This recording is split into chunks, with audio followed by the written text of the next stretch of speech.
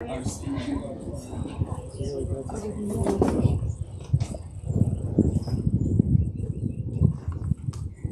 everybody. So nice to see you all.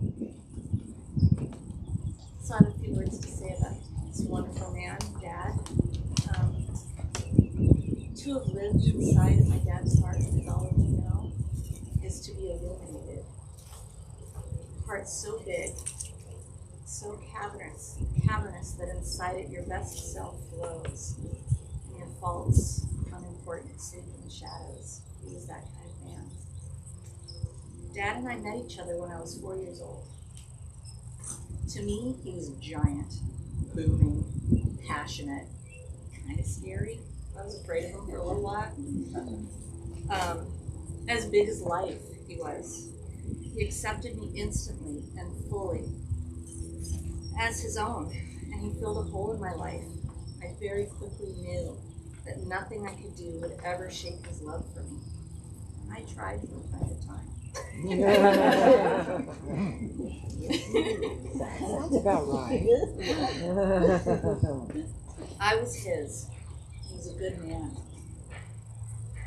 As adults, in fact, we'd laugh because we'd be fussing about, family traits or health matters, and we would have completely forgotten that I didn't share blood with him.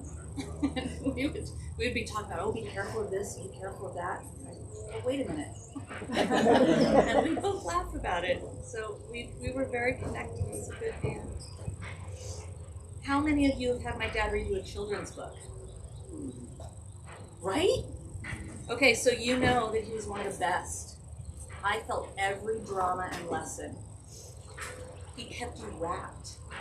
He was such a great reader, and he had the CORDARO storytelling gift in spades.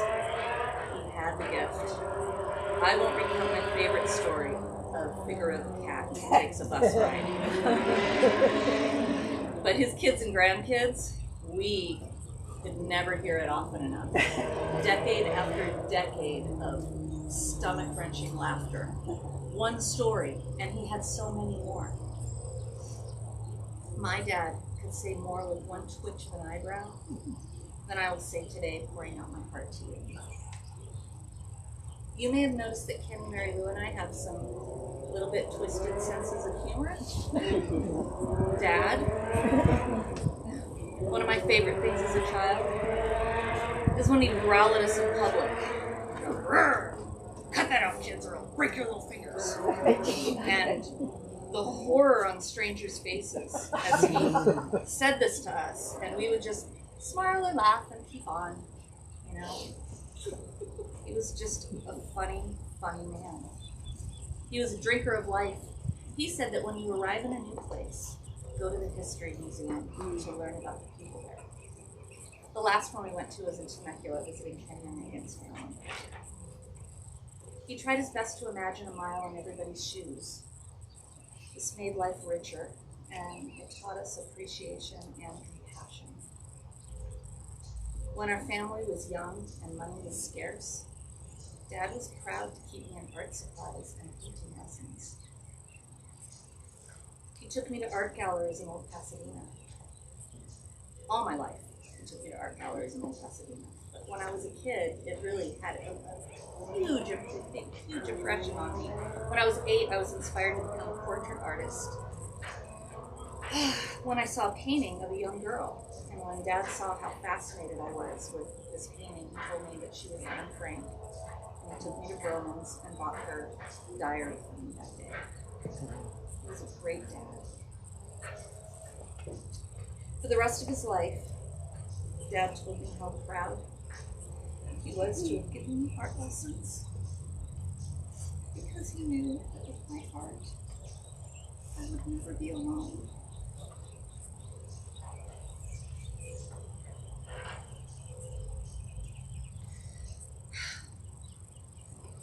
As I conclude, thank you, Dad, for teaching me to love unconditionally, for taking me to see every single Wilderness Family movie. No small bullet to take. and for embracing me so that I never felt like a stepchild. He was my real dad. Our hearts knew it. I miss him so much. And I look forward to hearing your stories of him today. Going forward, thank you so much.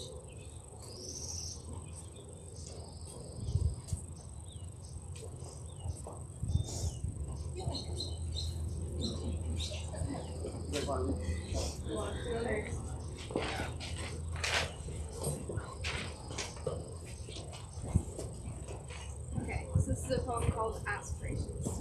Let me do my work each day. If the darkened hours of despair overcome me, may I not forget the strength that comforted me in the desolation of the times. And it's going into the bright hours.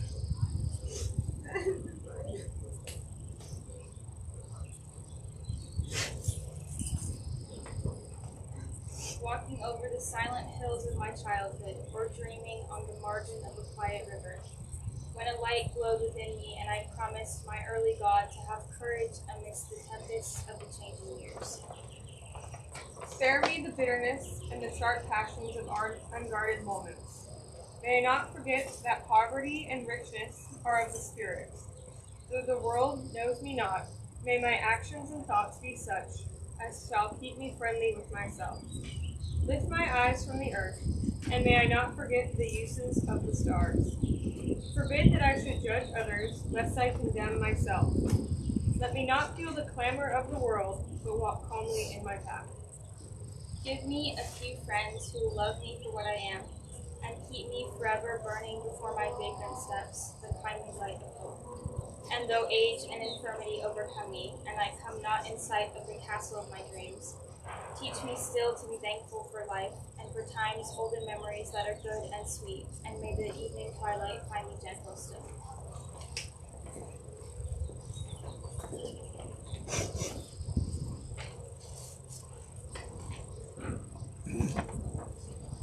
I'm sure you all know my dad was a very literary person, so we appreciate these types of things.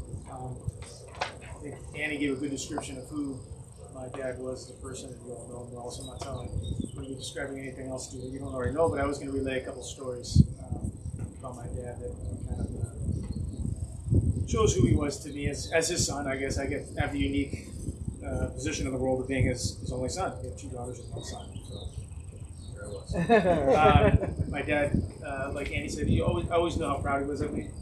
He's always vocalizing it, always showing it, but he'd pat my head on the way to work, even when I remember in high school. 5 in the morning, I feel like a little pat on my head, grab my arm or something like that, and then walk up to me. Not every morning, but occasionally. In fact, every once in a while, he'd kiss me on the forehead. I always knew that my dad was proud of me, and I was living up to what he wanted to be. You'll forgive me, I was showing to my uncle earlier that my notes are on the back of my wife's shopping list. Not as well prepared as my sister's. This kind of reminds me of being in high school. So one of the traits that Annie didn't mention that probably everybody had an experience with, my dad did have a tendency towards a flashy temper at times, and maybe some of you have seen it or not, and everybody probably has a little story about him acting out in some way, but he always came back. But he's definitely would go and then flash out. But I remember once in high school, speaking of not being prepared, I had to go meet with the counselor, and the counselor was discussing my potential for going to college at the time, and I hadn't come into myself academically yet. Later on, I did doing better, but at the time, I was definitely performing under my potential. So when the counselor informed my dad that I would not be able to go to a UC, his hand went immediately to the air like this. I kind of glanced over to see what he's doing. He slaps down on the desk. He just yells out, "No," and he walks out. And then I'm sitting here looking at the counselor. This is I know this is my dad, and he's like, "It's Tuesday. What do you want?" But he's pacing up and down the hallway, and I could see him through the glass. And the counselor's looking at him, pacing up and down. And she looks at me. She says, "Are you gonna be okay?" And I was like, "Yeah. It's my ride home. What do you?" The story about Figaro, I won't do it justice, but I'll I'll try to recount the best I can. I don't know if you might be able to tell better than I I have a would. picture of him on the phone. What's that? We have a picture of Figaro on the phone. You do. Oh, so I named my cat currently Figaro after Figaro, just from this story. But Yeah. my dad told the story that he was on, I think he was about 12 years old, he said, and he had to go pick up Figaro the cat from the vet. And he takes the bus, and he's on the bus, and he picks up the cat, and the cat had this horrible diarrhea. He's on the bus ride home, and this cat's in its cage, and it's screaming and meowing the whole time, and it's And rolling around. rolling around in the diarrhea, and it's just this awful scream. So Dad decides, I got to get off the bus, and he gets off the bus, and he goes into this gas station to clean the cat. I won't know what to say. So he opens the cage over the sink, while the cat immediately darts like it's spring loaded like on a slingshot. Goes out of the cage and starts sprinting for the stalls, and he looks, and all he sees is pant legs and some shoes like mine under the stall. And the cat goes in there and it disappears out. And then he said this guy's battling in silence. He didn't ever make a noise, but he'd see his hand come down and shove the cat, and the cat would slide away and come darting back in, and it was just over and over. Finally, until my dad could get hold of the cat, stuff it back in the cage, and get back on the bus and get out. So that's the Figaro story. But of course, he told much more. So. My dad enjoyed, when we were in Tucson especially, he always enjoyed taking us around small areas we'd never been, exploring little towns and areas around Tucson and southern Arizona in general. So once he took me to an area called Tumacacri, Annie, is that what it said? Yeah. Tumacacri. And we had a 1984 Bronco at 4x4, and he thought it was pretty fun to take it off-roading and this kind of stuff. We were out in the middle of the desert, and all of a sudden this government vehicle comes over the hills, and smoke's coming up, and they stop us and start questioning us, what are you doing out here, and all this kind of stuff. And this is one of the main drug corridors in the South of the United States. My dad didn't. We're just wandering around. They believe this, obviously, because we're here now. And then, many of you know my dad's memory started slipping at the end. Definitely started progressively getting worse and worse and worse. But his personality always stayed the same. His personality is always there. You sit down, you get have a conversation. He'll tell you what the kid sitting next to him in kindergarten was wearing, but he might not remember some other things. But one occurrence, I went there, and it was a few months before he passed away. He looks at me and he goes, "When are you going to graduate college?" And I said, "Dad, I graduated college 22 years ago." He stares at me for a while longer and he goes, "Don't you think it's about time you get a job then?" So like I said, the humor is always there, the personality is there. I was fortunate to be a son. I'm glad that he was my dad, and he was a good example for me as a father. Got 5 kids of my own now, and it's something that I hope to pass on. I love my dad very much. I'm glad to be able to speak. Want to do next? Reading? Okay. There was supposed to be a priest here, which is interesting because another little story my dad used to like to tell was, my dad, as many of you know, is half Danish, half Italian, and the tradition usually brought up in your mother's religion, so he came up Lutheran. But he said he remembered being one of the only kids in the Lutheran church with the vowel at the end of his name. He always said, the only one with the last name at the end of the vowel. And he said the priest would always say when he talked to him, "All right, boys, watch out for those Catholic girls." Where's your Catholic reading? Your dad used to love to say that to me as he married a Catholic girl. Yes. He liked to tell me that story. Here's a reading from Matthew. It said, "Come to me, all you that are weary and are carrying heavy burdens, and I will give you rest. Take my yoke upon you and learn from me, for I am gentle and humble in heart, and you will find rest for your souls. For my yoke is easy and my burden is light." That's you.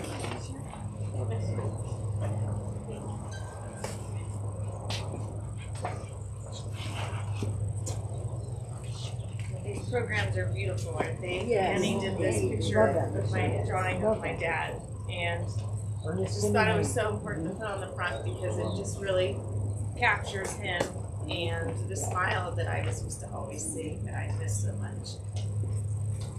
And girls did such a great reading of Aspirations. My dad gave me that reading maybe a couple of years, maybe like 2013 or so, and I always kept it on my fridge and loved to look at it. And it was just something beautiful to see, as happy you gave that to me. And your speech was beautiful, Annie. Yes. It was. Mine is not as beautiful as yours.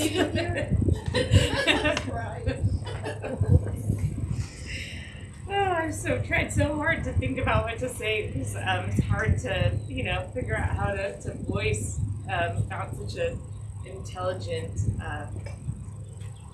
beautiful, proud man that my dad was, and to capture how much I loved him and how proud I was of him, and to try to relay that.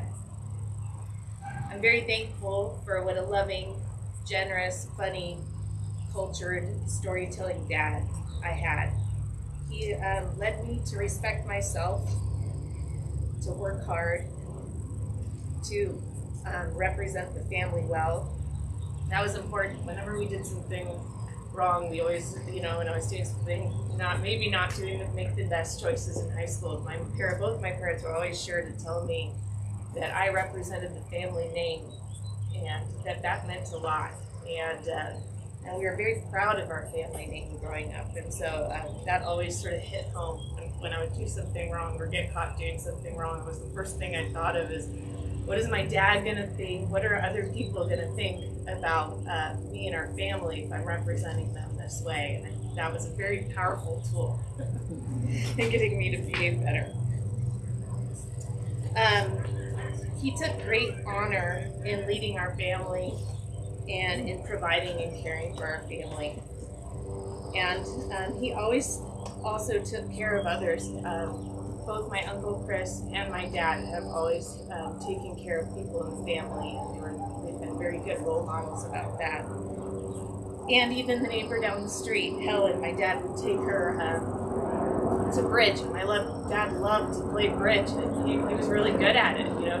He read lots of books and scored lots of points, and I don't know a lot about bridge, but he was really good at it, and he was studying up strategies, and he wrote for the Bridge magazine, the Bridge newsletter, local Pasadena Bridge newsletter. And even so, this woman, Helen, down the street, he took her with him to the club.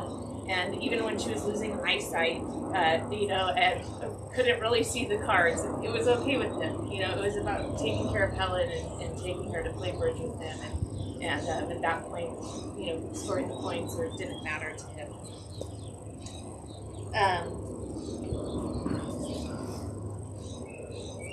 I miss my dad and our Papa very much. He was truly special, and his qualities are what I try to reflect on and bring out in myself and in my children, and also what I sought for in a husband. I always felt really protected and safe as a kid.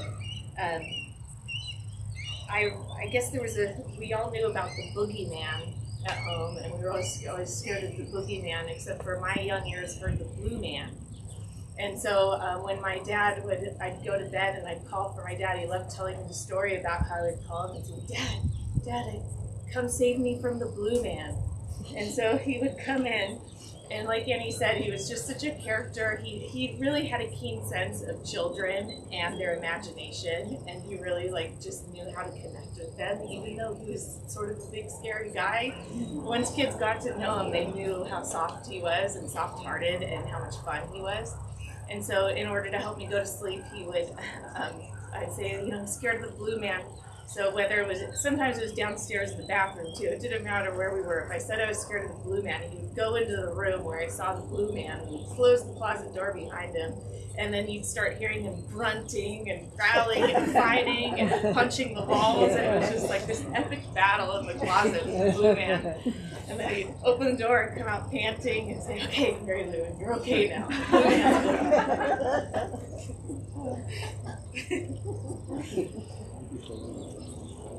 I said that my dad exemplified integrity and pride, and he always went to work every day and came home after a hard day of work. But one of the little things I remember always noticing is just even at the dinner table, when we would go out to dinner. We went out to dinner not often as kids, we went out about once a month, but when we did go, we never saw the check.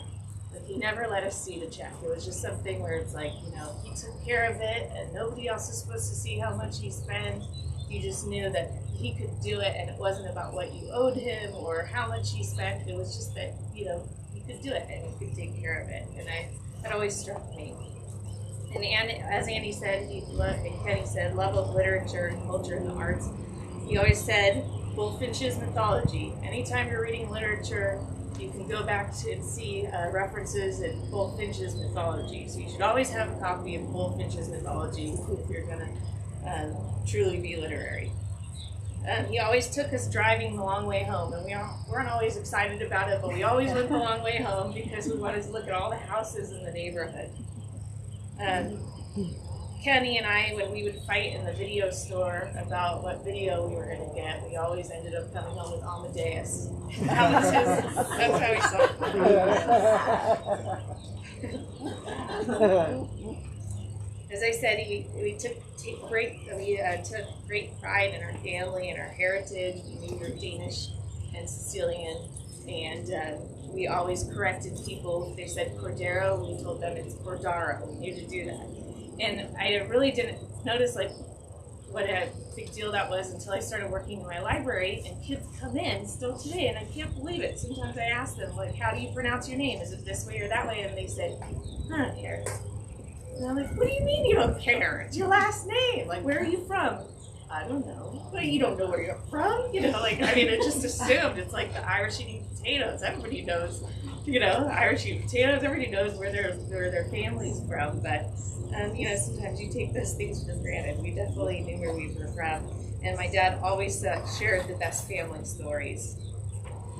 Dad always bought the most thoughtful gifts. This is a necklace he bought me. And you knew that it wasn't about price or any, whatever he brought you, it was, you knew that a lot of thought went into it. We always joked that when my dad went to the store, he would fugue because he'd be gone for hours at a time, and we'd like, where's he at? But sometimes I was shopping for gifts for us, and whether if it was a frying pan, it wasn't just any frying pan, it was a frying pan from Sur La Table that he knew would never stick, because if you ever heard my dad make fried egg in the morning, oh my gosh, you'd get so mad when that fried egg got broken, because he'd be upstairs sleeping on us, you'd hear, gosh darn it, except for something else you would say, and then I was a fry cook, how come I can't cook a gosh darn fried egg? So we always tried to buy you the best fried egg pan or knives, or you know, one time he bought me in high school this like semi-precious stone necklace, and it was a little bit, I don't know, maybe a little bit older for me, not really a high school type girl, young teenager would wear that type of necklace, and I was like, I don't know about this, Mom. And she said, you know, Mary Lou, I'm sure that your dad thought of his mother when he bought you that necklace. It's something that Betty would have loved, and I'm sure it's something your nanny would have loved. And so we always knew he thought a lot about that stuff. My dad always had lots of good quotes, and towards the end, sometimes they weren't the happiest quotes, but like when he went to assisted living, I remember, you know, he had this beautiful dining room, and it's just a great place to live, and we'd say, in the land of the blind, the one-eyed man is king.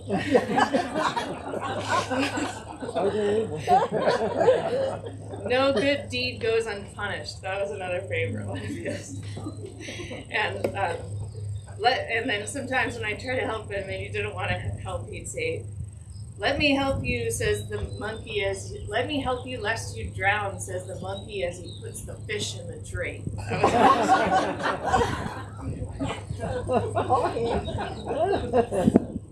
And sometimes, we wished he would have maybe let us help him a little bit more. As he needed more help, we wished he would have let us help him a little bit more. And he would say, Dad, if you just let me help you, like things will be easier. And he said, I will not go gently into that good night. That's always what he said. So that's why I chose the last poem that I did by Dylan Thomas, Do Not Go Gentle Into That Good Night. I can appreciate it a lot more now. Sometimes I wish he would have been a little more gentle, but as I also went to UCLA for literature, and this poem, now that I can, in distance, and I can look at it, it reminds me of the flame and the passion I felt in college for certain poems that struck a chord within me. And I like to think of my dad as a young man at UCLA reading this and feeling a passion for life and all of its beauty that it has to offer, and all that we can and must do while we still can. And I know that he loved life. So this is Do Not Go Gentle Into That Good Night, and Dylan Thomas wrote this supposedly, and the librarian was supposed to look at the background more carefully, or at least look at a few more sources. But what I read in the criticism was that he wrote this to his dad when he was not doing well, when he was sick. And he said, do not go gentle into that good night. Old age should burn and rave at close of day. Rage, rage against the dying of the light. The wise men at their end know dark is right. Because their words had forked no lightning, they do not go gentle into that good night. Good men, the last wave by, crying how bright their frail deeds might have danced in a green bay. Rage, rage against the dying of the light. Wild men who caught and sang the sun in flight and learned too late they grieved it on its way. Do not go gentle into that good night. Brave men near death who see the blinding sight, blind eyes could blaze like meteors and be gay. Rage, rage against the dying of the light. And you, my Father, there on the sad height, curse, bless me now with your fierce tears, I pray. Do not go gentle into that good night. Rage, rage against the dying of the light.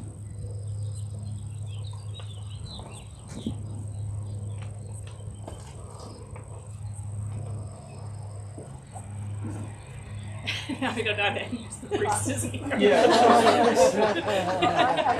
You'd like to say it, yeah. If anybody else would like to say something. So much of what I was going to say, as you said already. But when I was quite young, my brother Kenny and I were often left in Charles's charge because my mother was always working at least 2 or 3 jobs, and we always resented a little bit. We bristled under his yoke. We tried to think of ways to get around. I remember one day, for some reason, Kenny and I weren't allowed to watch television. It was a big deal then because it was a new TV, our first television.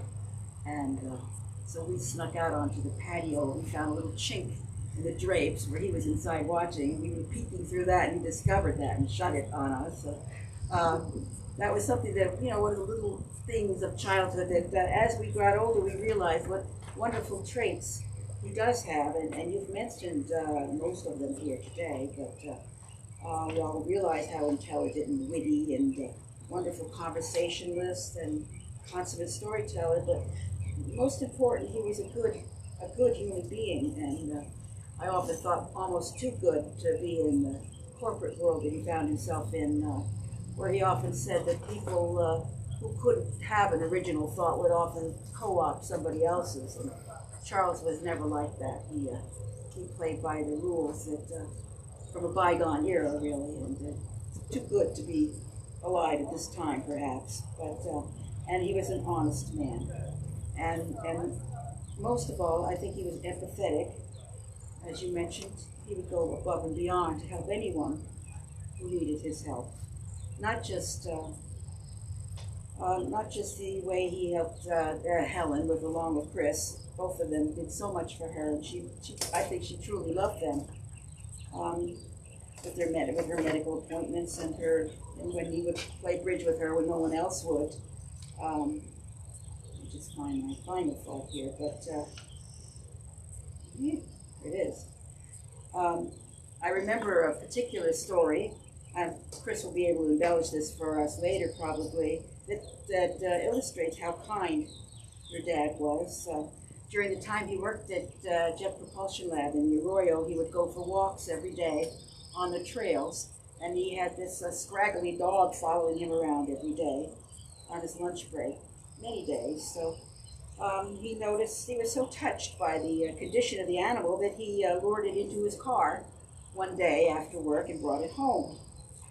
And as he was letting his new pet out of the car, a neighbor was walking by and commented on how much like a coyote the dog looked, the way he was leaning to one side with his squinty eyes. And then Charles looked at him for the first time objectively, rather than with his heart, and said, God, it is a coyote. And he had to bring it back to the Arroyo. But the point is that the coyote had a sixth sense, and he knew that he could go for a ride with somebody. And that's really something to say, that we've all had a nice ride. He was a truly good human being.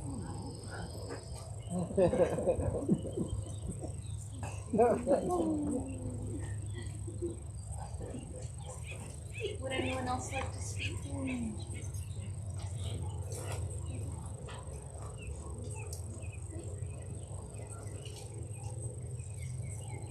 notes.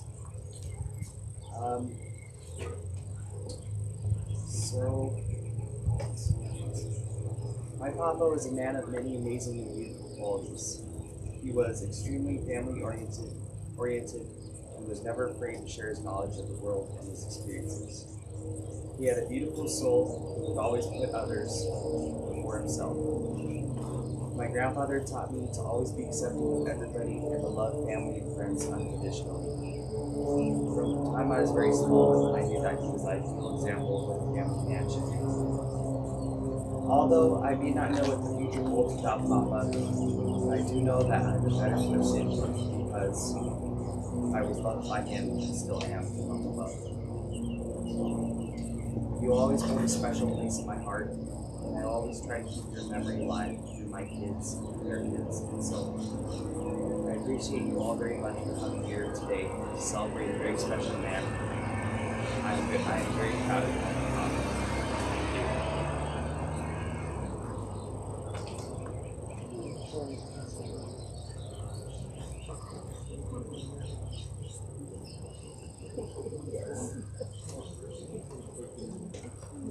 Oh, yes. Okay. Ashes. Do we do it now?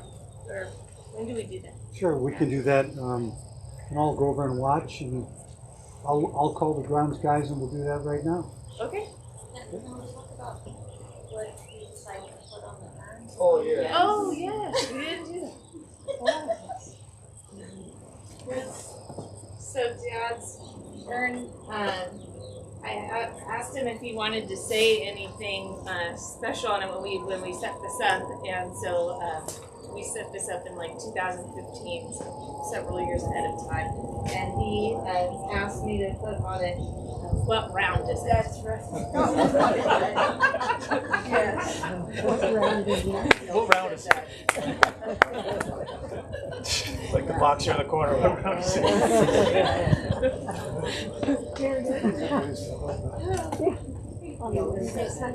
Yes.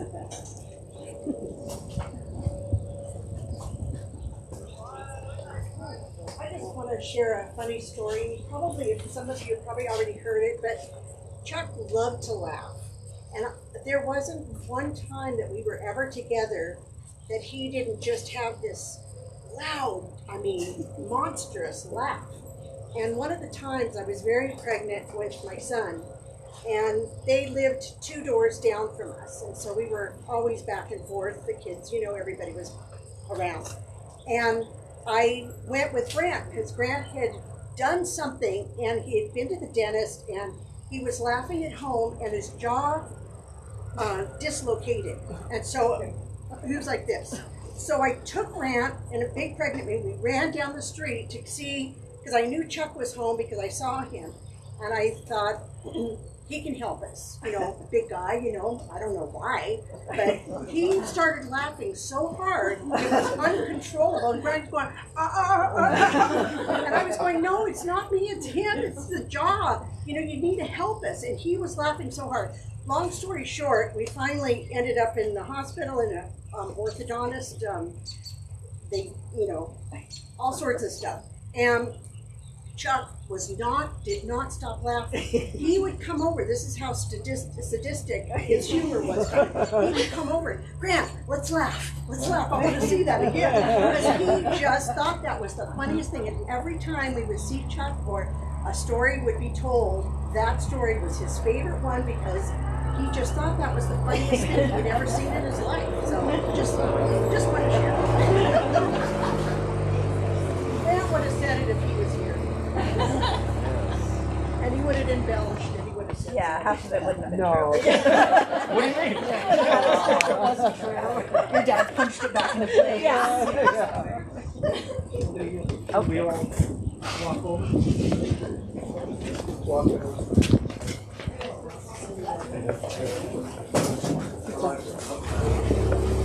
Hey guys, would you like to carry the urine? Oh, shit. Maybe the guys can hold on. Yeah, Mary Lou and whoever would like to carry that. You want to carry it over or you want me to? Sure, we'll carry it. No, hand it to you. No, it's Oh, it is excused. Oh, we have the video. Yeah.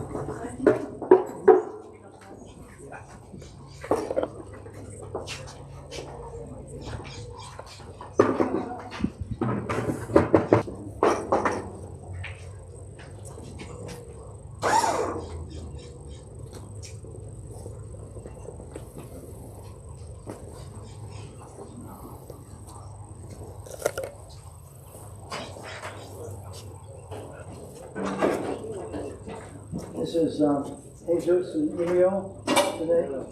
Thank you so much.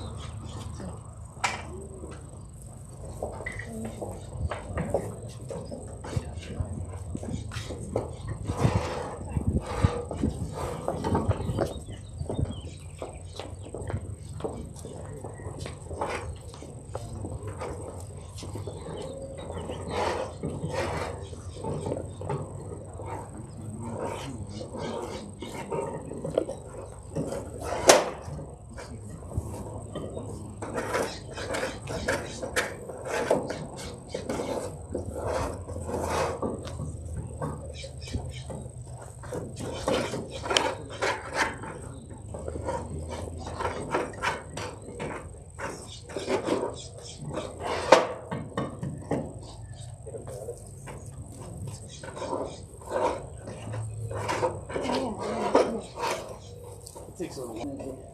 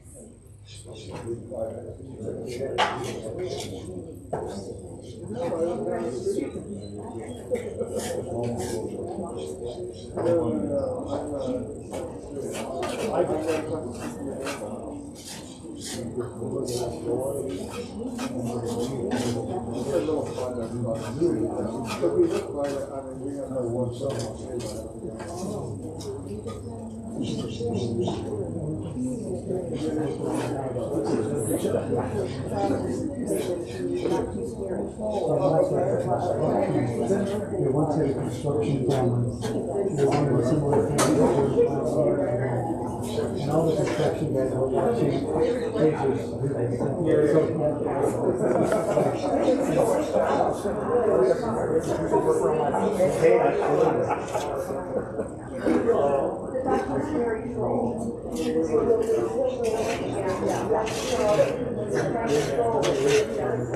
Oh, yeah. It's all better.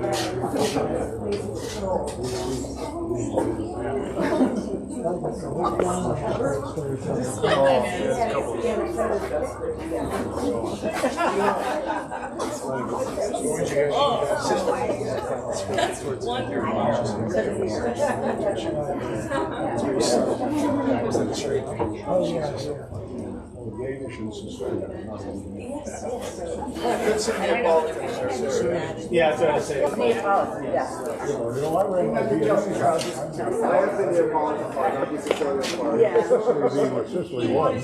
That's right. You've got quite a bit of Italian in you. Don't know Sicilian. Just babbles.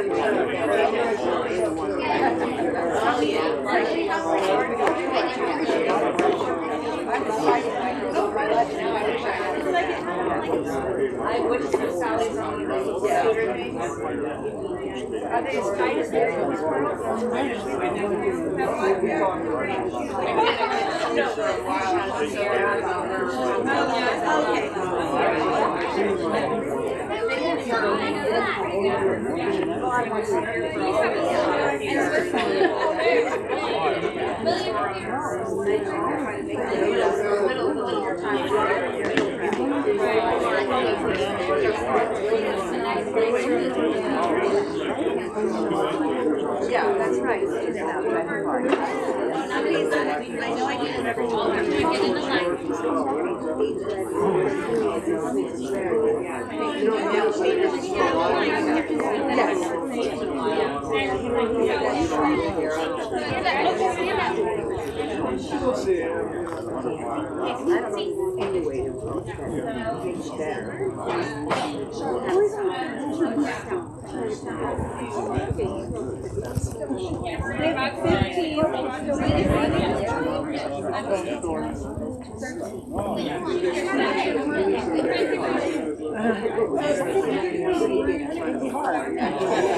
Find out.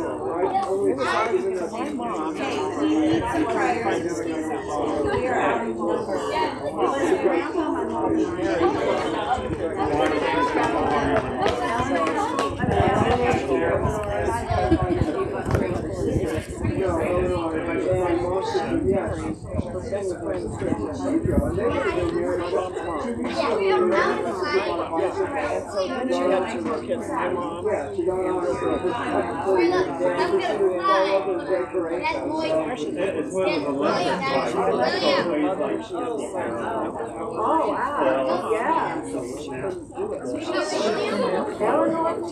Oh, Sally did.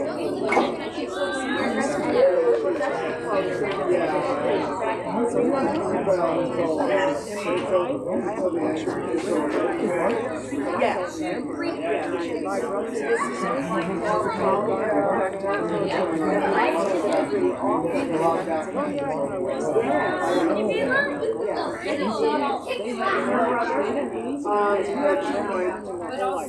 Never met her cousin and then my dad saw his dad I don't know how to play nice. I did get to meet them. My brother. He's difficult. You're much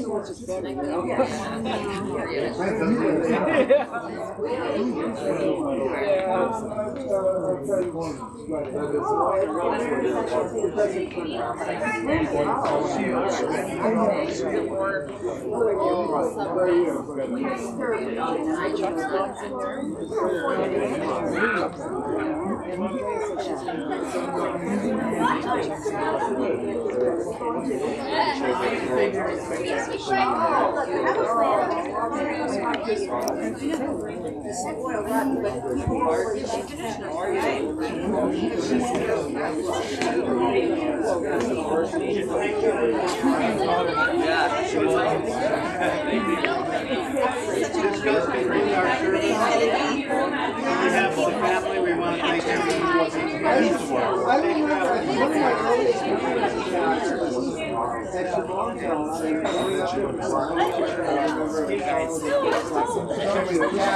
Yes.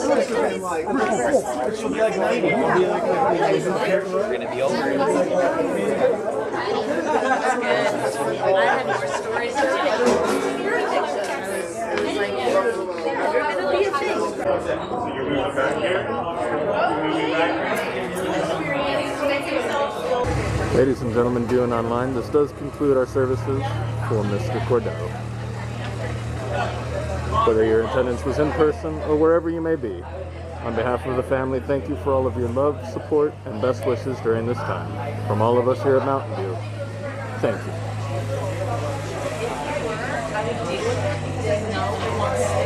you.